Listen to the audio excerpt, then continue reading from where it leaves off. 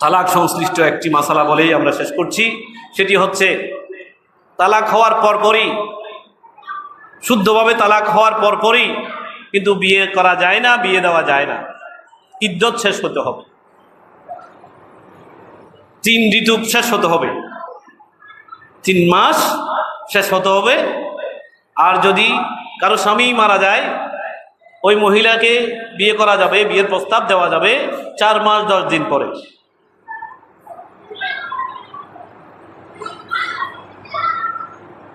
আর সন্তান সম্ভবা কাউকে যদি তালাক দেওয়া হয়, তাহলে সন্তান ভূমিষ্ঠ হওয়ার পরে তার ইদ্যত শেষ হবে। তো অনেকেই অনেক দুর্ঘটনার কারণে তড়িঘড়ি বিয়ে করার ব্যবস্থা করে ফেলে, আবার ফোন দেয়।